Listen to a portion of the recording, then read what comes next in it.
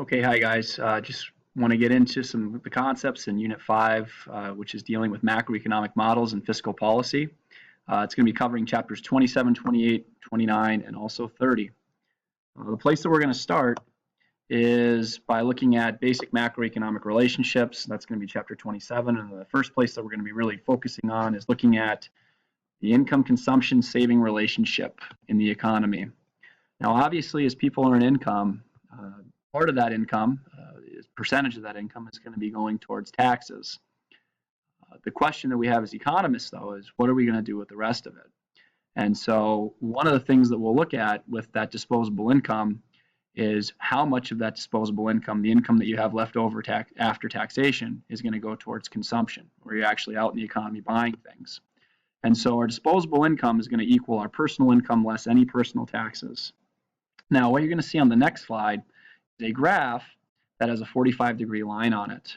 And on that graph, what we're going to see is at that 45-degree line, at any point on that 45-degree line, what is being measured on the vertical axis is exactly equal to what is being measured on the horizontal axis. And so if we look at this graph together, one of the things you'll see on the vertical axis is that we're measuring consumption, all right, within the economy from consumers.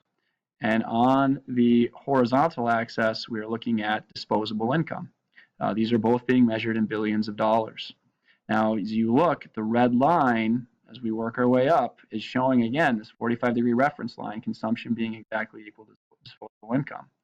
Now, one of the things that we know is that in the economy, in most cases, people are not going to consume 100% of their disposable income, which is being shown on this red line.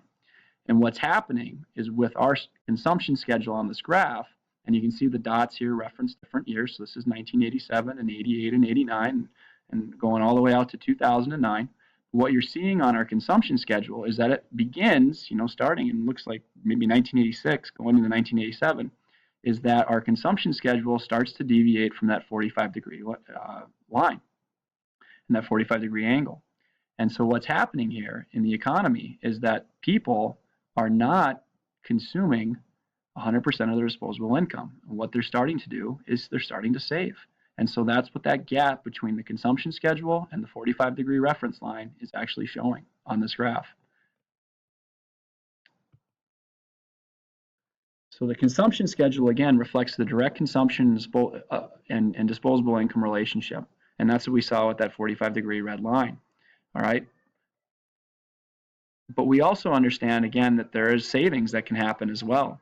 And so whatever's left over after we've done our consumption is what our savings will ultimately end up being. So savings is going to equal DI minus consumption. Savings equals disposable income minus consumption in the economy.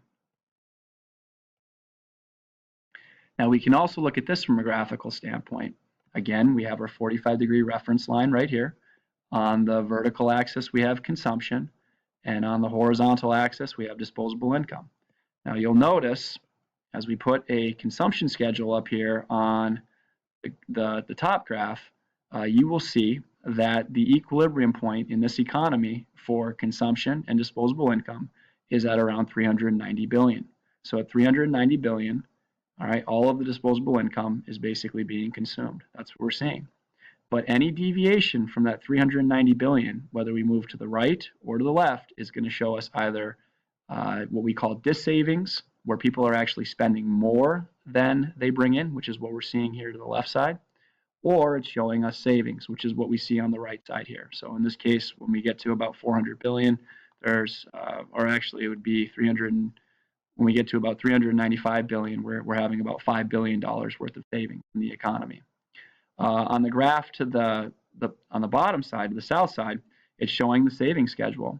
And so when we look at the savings schedule again, you'll notice at 390, all right, billion, the economy is basically at equilibrium in the sense that there's nothing being saved at 390, and that's what that's showing right here as this line works its way across at zero. Okay. On this side, on the right side, we're seeing that savings is actually in excess of $0 being put away, and so that's showing us savings. But on this side, on the left side, we're actually seeing dissavings, which again, people are spending more than they actually will bring in.